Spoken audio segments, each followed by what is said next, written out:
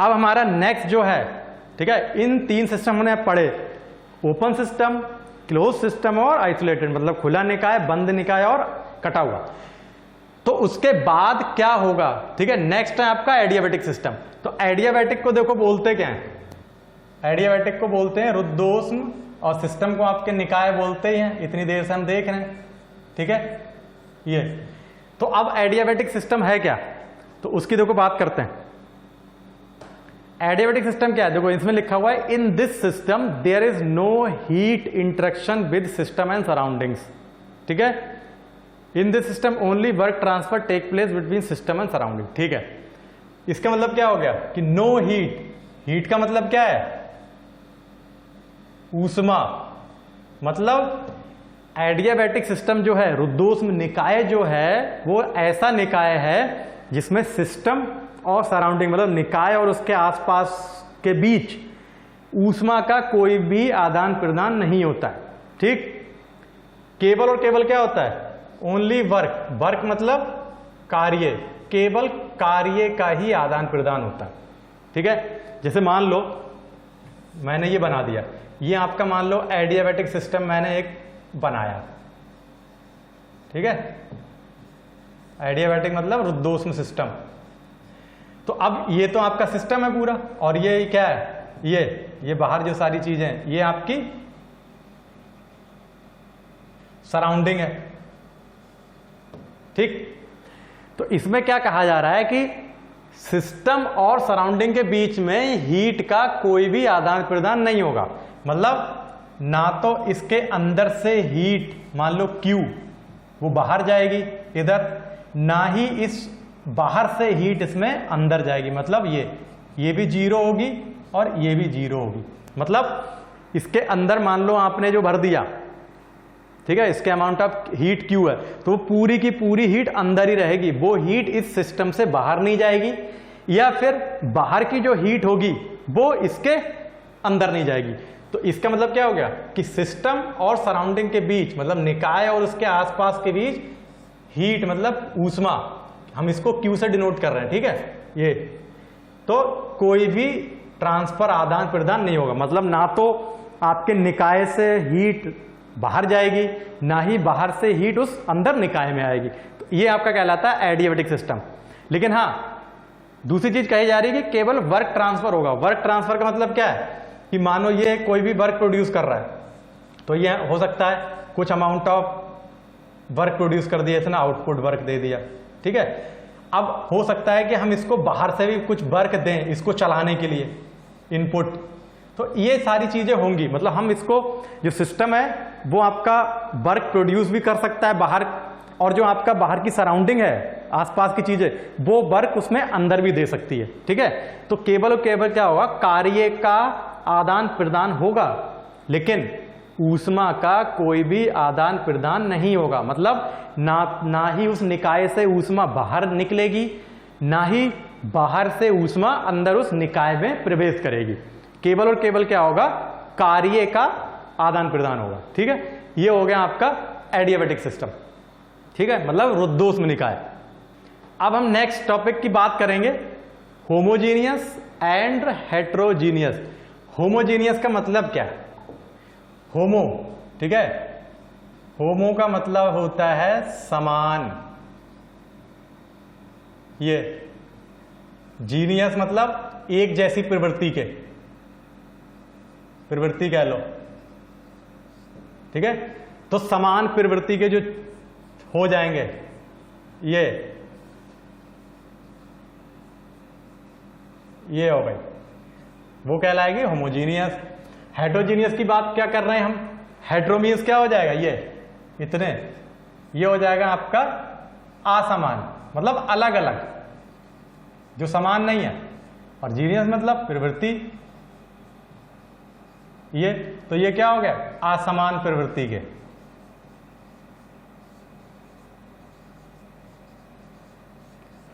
ये तो हेट्रोजीनियस और होमोजीनियस एंड हेट्रोजीनियस, मतलब समान प्रवृत्ति का सिस्टम क्या है, निकाय क्या है, असमान प्रवृत्ति का जो सिस्टम है, निकाय है, वो क्या है, ठीक है, ये हम देखेंगे, ठीक। तो आगे हम बात करते हैं system consist of only single phase is called homogeneous. Homogeneous मतलब समान प्रवृत्ति के। अब देखो सिंगल फेज की बात हो गई यहां पे, सिंगल फेज। आपको ये चीज पता होनी चाहिए कि जो होती है वो जनरली कोई भी मैटर है वो 3 फेज में लाई करता है। 3 फेजेस होती हैं। 3 फेजेस मतलब एक आपकी होती है सॉलिड, दूसरी आपकी होती है लिक्विड, और तीसरी होती है आपकी गैस। सॉलिड को क्या बोलते हैं? ठोस। लिक्विड को क्या बोलते हैं? द्रव। और गैस क्या होती है? गैस। ठीक है, तो ये आपकी 3 फेज होती है। मतलब कोई भी आपका मैटर है, कोई भी चीज ले लो, वो केवल और केवल इन 3 चीजों में पाई जाएगी। सॉलिड हो सकती है, ठोस, लिक्विड हो सकता है, द्रव, या फिर गैस। जैसे मान लो पानी है, आपका पानी क्या है? लिक्विड है, मतलब द्रव है। गैस आपकी कोई भी हो, वो गैस हो गई। अब सॉलिड क्या है? सॉलिड जैसे बहुत सारी चीजें हैं आपके, जैसे ईटा, पत्थर, कोई भी चीज हो गई।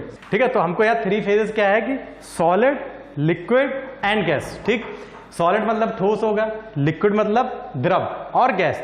तो कोई भी मैटर है, कोई भी चीज होती है जो आपके पूरी, जैसे कोई भी चीज ले लो, वो केवल 3 फॉर्म में एग्जिस्ट करती है। एक तो सॉलिड फॉर्म में एग्जिस्ट करेगी, लिक्विड फॉर्म में एग्जिस्ट करेगी, और गैस फॉर्म में एग्जिस्ट करेगी। तो यहां पे बात की गई है कि होमोजेनियस सिस्टम है क्या? होमोजेनियस मतलब समान प्रवृत्ति, कि जो एक जैसा सिस्टम दिखे, ठीक है, जिसमें कोई भी अलग अलग चीजें ना हो। तो वो है क्या? उसमें लिखा गया है कि the system consist of only single phase. Only single मतलब या तो केवल सॉलिड फेज हो उसके अंदर, या केवल लिक्विड फेज हो उसके अंदर, या फिर गैस हो। मतलब देखो मैंने एग्जाम्पल यहां लिखा हुआ है, सुगर, वाटर या फिर सॉल्ट। अब सुगर क्या होती है? आपके सॉलिड फॉर्म में, पाउडर है, कुछ भी है। वाटर आपका क्या होता है? लिक्विड है। ठीक है, आपका सॉल्ट भी ऐसा ही है। तो केवल एक फेज होगी, चाहे तो आपका वाटर ले लो, लिक्विड ले लो, या फिर शुगर ले लो, या फिर किसी सॉलिड को ले लो। तो होमोजेनियस सिस्टम या समान प्रवृत्ति का सिस्टम क्या होगा? जिसमें केवल और केवल एक तरह की फेज मतलब केवल एक तरह की चीज ही पाई जाएगी। चाहे तो वो आप सॉलिड हो सकती है, चाहे आप केवल लिक्विड उसमें डाल दो, या फिर केवल गैस। ठीक है, तो वो टाइप का आपका सिस्टम क्या कहलाएगा? होमोजीनियस मतलब समान प्रवृत्ति का सिस्टम कहलाएगा। मतलब the system consist of only single phase.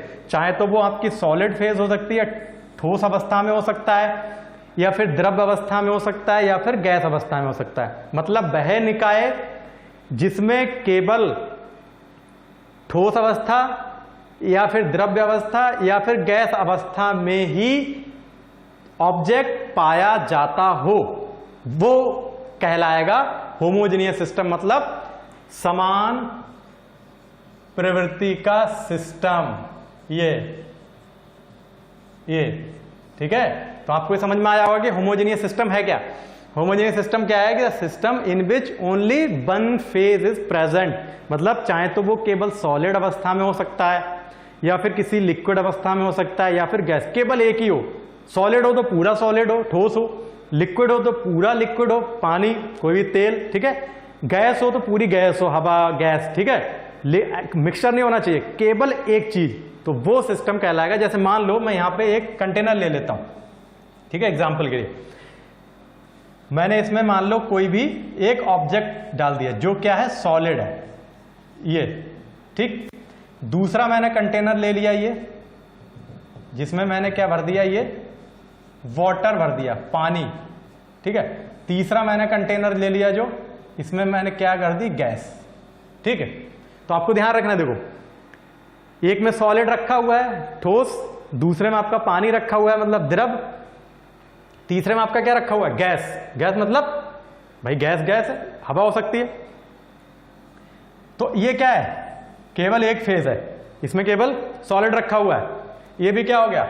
समान प्रवृत्ति का होमोजेनियस सिस्टम। इसमें क्या है? केवल वाटर मतलब पानी भरा हुआ है, केवल एक फेज है, लिक्विड है ना। ये भी क्या हो गया? समान प्रवृत्ति का सिस्टम हो गया, होमोजेनियस। ये क्या है? गैस। इसमें भी केवल क्या है? Only gas, one phase is present. केवल एक तरह की ही चीज भरी हुई है, ये भी क्या हो गया, समान प्रवृत्ति का सिस्टम। तो आपको ये चीज ध्यान रखनी है कि समान प्रवृत्ति का सिस्टम जो होगा, होमोजेनियस सिस्टम, वो क्या होगा कि वह निकाय, वह सिस्टम जिसमें केवल और केवल एक ही तरह की चीज प्रेजेंट हो, मतलब केवल एक ही फेज हो, चाहे तो वो सॉलिड अवस्था में हो, पूरी चीज भरी हुई ठोस अवस्था में, या फिर लिक्विड अवस्था में हो, मतलब द्रव अवस्था में, या फिर गैस अवस्था में हो, वो कहलाएगा आपका होमोजीनियस सिस्टम, मतलब समान प्रवृत्ति का सिस्टम कहलाएगा। ठीक है, समझ में आया होगा। अब हम नेक्स्ट बात करते हैं। अब बात कर रहे हैं हम हेट्रोजीनियस सिस्टम की। तो हेट्रोजीनियस सिस्टम का मतलब क्या है, असमान प्रवृत्ति। ये असमान प्रवृत्ति, अभी हमने बताया कि हेट्रो मीन्स अलग अलग हो जाएगा। तो the system consist of more than one phase called as असमान प्रवृत्ति, मतलब हेट्रोजीनियस। अब आपको पता है कि आपके पास तीन फेज है, कौन कौन सी, एक है आपकी सॉलिड, दूसरी है आपकी लिक्विड, तीसरी है आपकी गैस। सॉलिड को क्या बोलते हैं, ठोस, लिक्विड को क्या बोलते हैं, द्रव, और ये आपकी गैस हो जाएगी। ठीक है, तीन फेज थी। इसमें कहा जा रहा है कि मोर than one phase, more than का मतलब क्या हो गया, एक से ज्यादा, मोर देन वन, एक से ज्यादा फेज अगर चीजें प्रेजेंट होंगी तो वो कहलाएगा आपका असमान, मतलब हेट्रोजीनियस सिस्टम कहलाएगा। मतलब अगर किसी भी निकाय में एक से ज्यादा तरह की चीजें प्रेजेंट हैं तो वो आपका सिस्टम जो निकाय वो कहलाएगा, क्या कहलाएगा, हेट्रोजीनियस सिस्टम, मतलब असमान प्रवृत्ति का निकाय कहलाएगा। कैसे, जैसे एग्जांपल देखो मैंने यहां लिया है कि mixture of sugar and water, ले लेते हैं भाई एग्जांपल, कंटेनर में ले लिया, ठीक है, हमने इसमें पानी भर दिया, ये पानी, ठीक है, ये क्या है, पानी जो है ये लिक्विड फॉर्म में है, वाटर जो है किसमें, लिक्विड फॉर्म में, ये लिक्विड फॉर्म में। अब हमने इसमें क्या कह रहे हैं, mixture of sugar and water, मतलब शुगर मतलब क्या होती है, चीनी होती है, भाई हम शरबत बना रहे हैं, ठीक है, हमने इसमें शुगर ऐड कर दी। शुगर क्या होती है, मतलब आपके सॉलिड फॉर्म में छोटे छोटे छोटे से दाने होते हैं, मतलब क्या है, सॉलिड, पाउडर भी कह सकते हो आप, लेकिन क्या है, अलग अलग चीज है। तो हमने इसमें सॉलिड डाल दिया, लिक्विड है, तो इसमें क्या हो गई, सॉलिड भी हो गई प्लस लिक्विड भी है। तो इससे क्या होगा, इसमें मोर देन वन फेज प्रेजेंट है। जैसे हमने यहां पे डेफिनेशन कही जा रही है कि system consist of more than one phase, more than one का मतलब है कि एक से ज्यादा फेजेस अगर प्रेजेंट होंगी, फेजेस मतलब वो चीजें, ठीक है, पूरी चीज, जैसे ठोस है, लिक्विड है या फिर गैस है, तो इसमें एक से ज्यादा कैसे हो गई, एक से ज्यादा दो हो गई। देखो यहाँ सॉलिड भी है मतलब ठोस भी है, यहाँ लिक्विड भी है, ठोस मतलब चीनी हमने मिलाई प्लस वाटर लिया, लिक्विड लिया, तो इन इसका मिक्सचर बना दिया हमने। तो एक से ज्यादा चीजें यहां प्रेजेंट है, तो ये क्या सिस्टम कहलाएगा, दिस इज कॉल्ड ये हेट्रोजीनियस सिस्टम, मतलब असमान प्रवृत्ति का सिस्टम कहलाएगा। अब जैसे यहां तो हमने शुगर वाटर ले लिया, जैसे आप नींबू पानी पीते हो, ठीक है, आपने गिलास लिया, आपने यहां पे पानी भर दिया, ठीक है, जो क्या है, लिक्विड फॉर्म में, ठीक। अब आपने क्या किया, नमक इसमें ऐड कर दिया, सॉल्ट, सॉल्ट क्या है आपका पाउडर फॉर्म में, लेकिन क्या है, ना तो लिक्विड है ना वो गैस है, क्या है, सॉलिड फॉर्म में भाई, क्योंकि सॉलिड की क्या हमने पीस के उसको बनाया। तो क्या हुआ, ये भी आपकी क्या हो गई, इसमें भी दो फेज प्रेजेंट हो गई, एक से ज्यादा, एक आपका सॉल्ट आ गया, एक आपका वाटर आ गया, ये भी क्या हो गया, असमान प्रवृत्ति का हेट्रोजीनियस सिस्टम। तो आपको ये चीज ध्यान रखनी है कि हेट्रोजीनियस सिस्टम कब होगा, कि जब एक से ज्यादा चीजें प्रेजेंट होंगी, फेजेस, तो वो कहलाएगा हेट्रोजीनियस।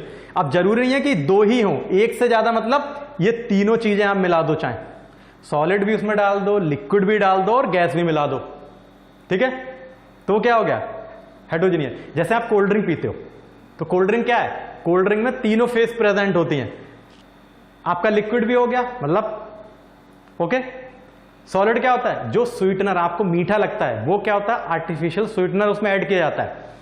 और गैस क्या होती है? जब आप उसको ढक्कन खोलते हो तो वो ऊपर की ओर आती है, तो उसमें वो इनिशियली गैस भरी होती है। तो उसमें क्या होता है? Solid plus liquid plus gas, तीनों चीजें उस केन के अंदर प्रेजेंट होती हैं। ठीक है, तो that is called heterogeneous system. तो वो आपका क्या होता है? असमान प्रवृत्ति का सिस्टम कहलाता है। तो आपको ये चीज ध्यान रखनी है कि हेट्रोजीनियस सिस्टम क्या होगा कि जहां पे एक से ज्यादा फेजेस मतलब चीजें प्रेजेंट होंगी, उपस्थित होंगी, वो कहलाएगा आपका हेट्रोजीनियस, असमान प्रवृत्ति का।